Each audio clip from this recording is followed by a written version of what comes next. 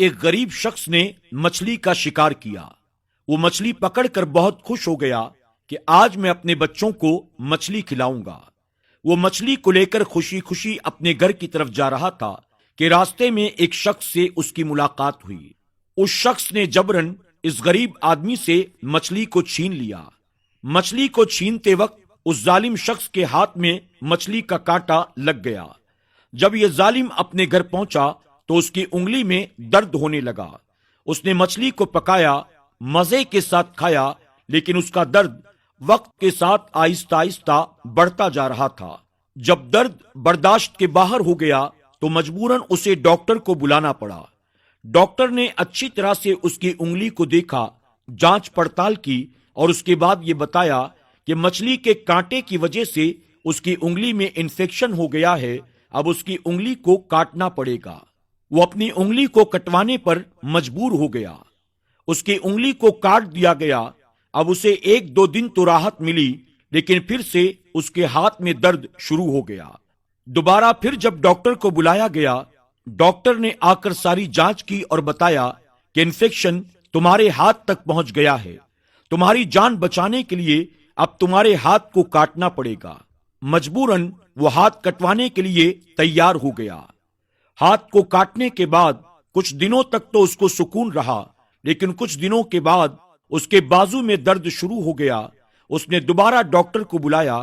Doctor نے جانچ پڑتال کی اور کہا، نہ جانے کیسے انفیکشن آگے بڑھتا جا رہا ہے، اب انفیکشن تمہارے بازو تک پہنچ گیا ہے، تمہاری جان بچانے کے لیے تمہارے بازو کو کاٹنا پڑے گا۔ مرتا کیا نہ کرتا، آخرکار مجبوراً اپنی جان بچانے کے لیے وہ بازو تک کٹوانے کو تیار ہو گیا۔ اچانک اس کے دل میں خیال آیا کہ آخر میرے ساتھ ایسا کیوں ہو رہا ہے؟ اسے فوراً یاد آیا کہ جب سے میں نے اس غریب آدمی سے مچھلی کو چھینا ہے، تب سے میرے ساتھ ایسا ہو رہا ہے۔ اب وہ شخص بازار میں اپنے کٹے ہوئے ہاتھ کے ساتھ اس مظلوم کو تلاش کرنے لگا جس سے اس نے مچھلی چھینی تھی۔ چند دنوں کے بعد آخرکار ایک جگہ مزدوری کرتا ہوا وہ شخص اسے مل گیا۔ اس نے پوچھا، کیا آپ مجھے پہچانتے ہو؟ اس شخص نے کہا، نہیں، میں آپ کو نہیں پہچانتا۔ پھر اس شخص نے اسے مچھلی والا پورا واقعہ یاد دلایا تو اس غریب شخص کو یاد آ گیا۔ اب اس نے اس غریب آدمی سے پوچھا، جس وقت میں نے تم سے مچھلی کو چھینا تھا، کیا تم نے میرے لیے کوئی بددعا کی تھی؟ اس غریب آدمی نے کہا، ہاں، وہ مچھلی میں نے بہت محنت سے اپنے بچوں کے لیے پکڑی تھی۔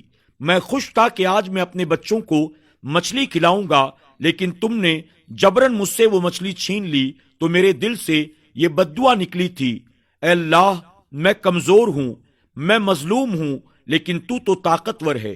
اے اللہ، اس شخص سے بدلہ لینے کی طاقت میں نہیں رکھتا، لیکن تجھ سے بڑھ کر کوئی طاقتور نہیں۔ اے اللہ، اس نے جو مجھ پر ظلم کیا ہے تو اس سے بدلہ لے۔ یہ سنتے ہی وہ شخص زاروں قطار رونے لگا اور اپنا سارا حال اسے بیان کیا، اس سے معافی مانگی۔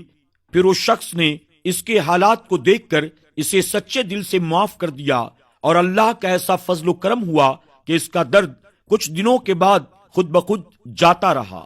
ناظرین اکرام، آج کی اس ویڈیو سے آپ نے کیا سیکھا؟ کمنٹ باکس میں جا کر ضرور کمنٹ کریں۔ اس ویڈیو کے ذریعے ہمیں اور آپ کو یہ سبق ملتا ہے کہ کسی پر اگر ظلم کرو گے تو ظلم کا بدلہ ضرور ملے گا۔